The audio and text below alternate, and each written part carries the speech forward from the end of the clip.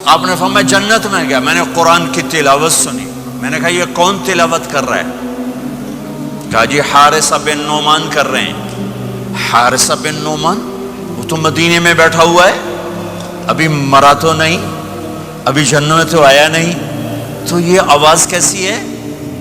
آپ 8-10 ہزار کا مجمع ہے، کتنا ساؤنڈ سسٹم لگا ہوا ہے، اور 500 کلومیٹر کے بعد ہوا کوئی نہیں ہے تو ساؤنڈ سفر ہی نہیں کر سکتی، آواز سفر ہی نہیں کر سکتی۔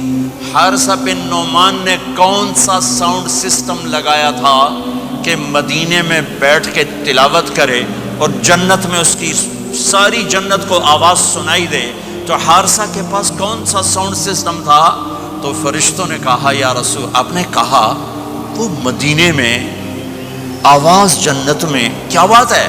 کہا یا رسول اللہ، ماں کو اتنا خوش کیا ہے خدمت کر کے کہ جب قرآن پڑھتے ہیں اللہ ساری جنت کو قرآن سناتے ہیں۔ ساری وہ ماں جو آج ذلیل ہو رہی ہے، وہ ماں جس کو پوچھنے والا کوئی نہیں، نہ کینیڈا میں، نہ پاکستان میں، نہ انڈیا میں، نہ بنگلہ دیش میں، کوئی خوش نصیب ماں ہے جس کی اولاد اسے پوچھتی ہے، ورنہ مال کی دوڑ نے پاگل کر دیا، اندھا کر دیا۔ ساری دوڑ کا آخر کیا ہے؟ میتھمیٹکس کا ایک قاعدہ ہے کہ ملین انٹو زیرو کیا ہوتا ہے بھائی؟ Zero. Crore into zero zero, billion trillion into zero zero. میرے رب کی قسم ہے، دنیا کی عزتیں، شہرتیں، بلندیاں، دنیا کے دھن دولت، بلڈنگیں، تجارتیں، ضرب موت زیرو زیرو۔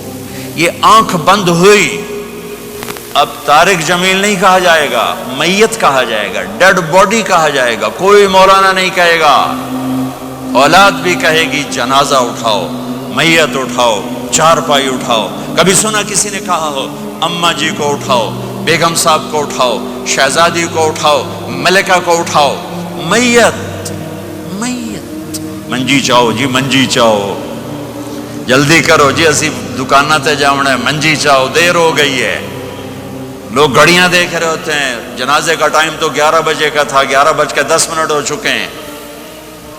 ساری زندگی کی عزتیں دولتیں جب موت سے ضرب کھاتی ہیں زیرو ہو جاتا ہے۔ شہرت، دولت، بلندی، پستی، گمنامی، ضرب موت زیرو، مٹی کا ڈھیر بن جاتا ہے۔ یہ سب دھوکے کا گھر ہے، یہ مچھر کا پر ہے، یہ مکڑی کا جالا ہے، یہ آج ہے اس کی کل کوئی نہیں ہے، کل تو بڑی دور ہے، یہ سانس ہے اگلے سانس کا کوئی پتہ نہیں، یہ قدم ادھر سے ادھر آنے کا کوئی پتہ نہیں، یہاں سے نیچے اترنے کا کوئی پتہ نہیں۔ تو کیا اس پر ایمان کو بیچ دوں؟ کیا اس پر آخرت کو آگ لگا دوں؟ اجل موت کو کہتے ہیں، موت اجل ہی نے چھوڑا، نہ کسرا نہ دارا، اسی سے سکندر صفات بہارا، ہر ایک لے کے کیا کیا نہ حسرت سے دھارا، پڑا رہ گیا سب یوں ہی ٹھاٹھ سارا، جگہ جی لگانے کی دنیا نہیں ہے، یہ عبرت کی جا ہے تماشا نہیں ہے۔ ماں کی دعا نے حارثہ کی تلاوت کو 7 آسمان چیر کر پوری جنت گونج رہی ہے۔ کیا ہوا؟ حارثہ تلاوت کر رہا ہے۔ ساؤنڈ سسٹم کہاں سے لایا ہے؟ ماں کے پاؤں دھوتا ہے، یہ ساؤنڈ سسٹم ہے۔ حارثہ ماں کے کیسے خدمت گزار تھے؟ بیوی کو نہیں کہتے تھے میری اماں دی روٹی پکا، میری اماں دے کپڑے دھو، بیوی کو کہتے تھے یہ میری ذاتی پراپرٹی ہے، اس میں تیرا کوئی حق نہیں ہے۔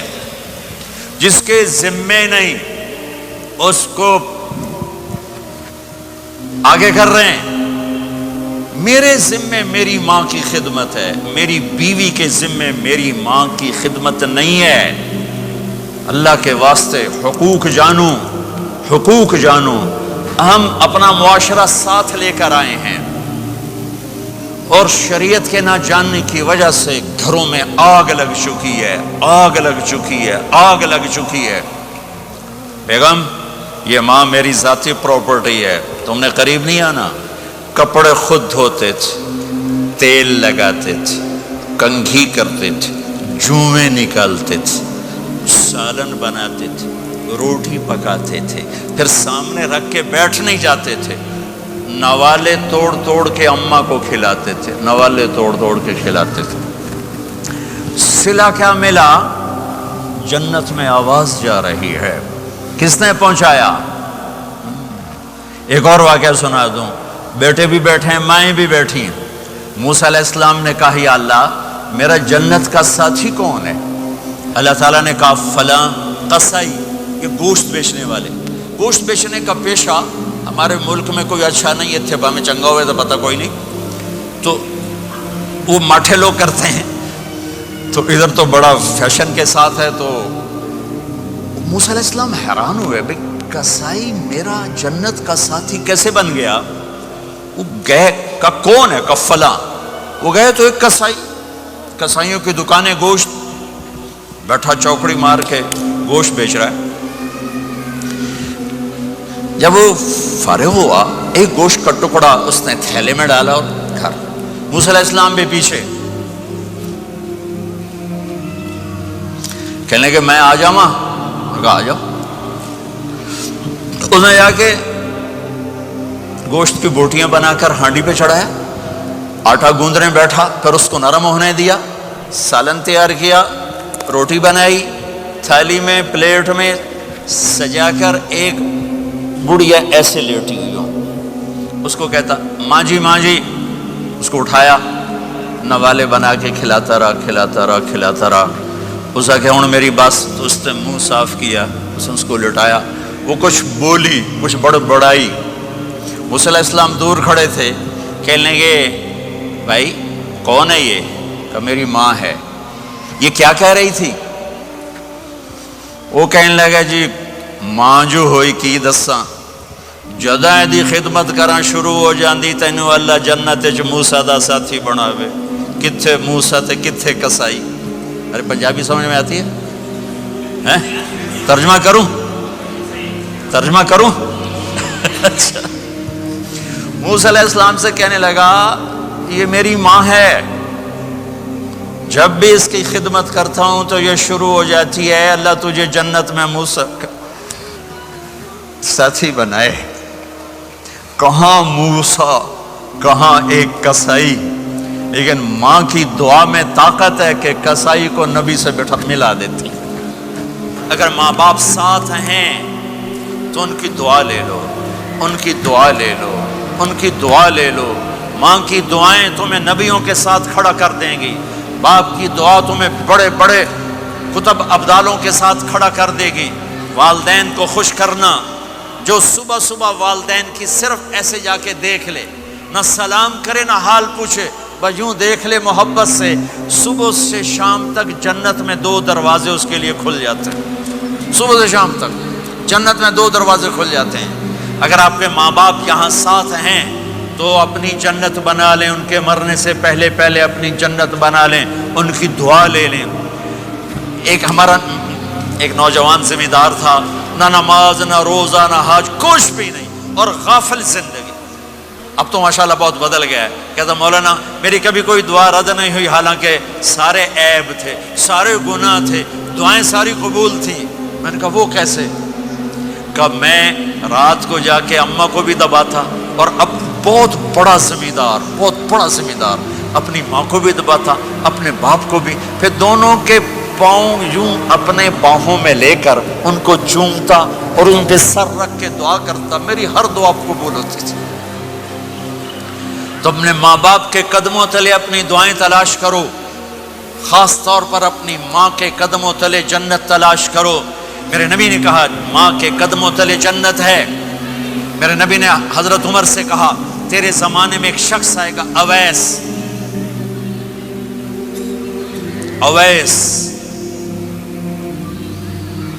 وہ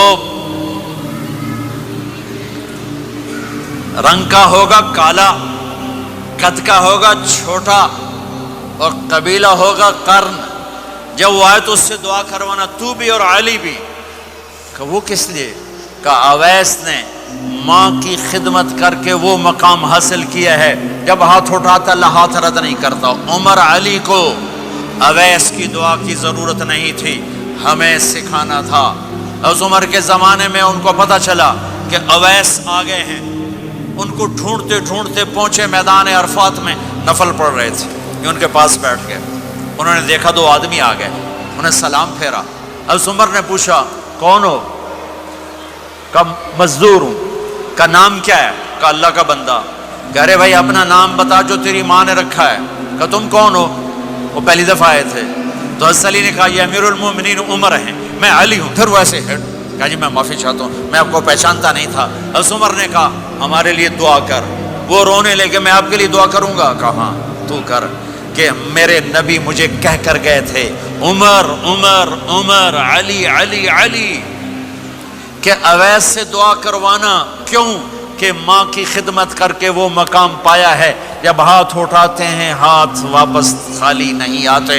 फिर एक और हदीस सुनो, मेरे नबी ने फरमाया जब लोग जन्नत को चलेंगे और अवैस भी चलेंगे तो अल्लाह ताला फरमाएंगे बाकी चले जाओ, अवैस रुक जाए। तो अवैस करनी कहेंगे या अल्लाह मुझे क्यों रोका? तो अल्लाह कहेंगे पीछे देखो। वो पीछे देखेंगे, जहन्नमी लोग खड़े होंगे, अल्लाह फरमाएंगे तेरी माँ की खिदमत, जिहाद नहीं, नमाज नहीं, रोज़ा नहीं, हज नहीं, ज़कात नहीं, इल्म नहीं, जिक्र नहीं, तबलीग नहीं, तेरी माँ की खिदमत। आज उसका सिला देता हूँ। ये दोज़ख वाले खड़े हैं, जिधर जिधर तू इशारा करेगा तेरी तुफैल सबको जन्नत में डाल दूंगा। अवैस अवैस, और ये अवैस के साथ बशारत नहीं, जो माओं को राजी करके मरेंगे उनके लिए यही मकाम है। मेरे भाइयों, माल ही सब कुछ नहीं होता, दौलत ही सब कुछ नहीं होती है। अपनी जिंदगियों में नबी वाली पाकीज़ा माँ बाप यहाँ मौजूद हैं, उनकी दुआएं ले लो। और माँ बाप से कहता हूँ औलाद को मोहब्बत दो। माँ बाप से कहता हूँ अपने बहू और बेटे की जिंदगी में दखल मत दो। माँ बाप से कहता हूँ बेटे और बहू की जिंदगी में दाखिल मत हो। ऐसा दखल कि उनकी जिंदगी खराब हो जाए, ऐसा दखल कि उनकी जिंदगी तल्ख हो जाए, ऐसा मत करो। उनको परवान चढ़ने दो। हाँ, दखल दो, या वो आपस में लड़ पड़े, सुलह कराने की कोशिश करो। लेकिन एक बात डर के कहता हूँ, सास और बहू ये एक खट्टा रिश्ता हो गया। ये बहुत खूबसूरत रिश्ता है।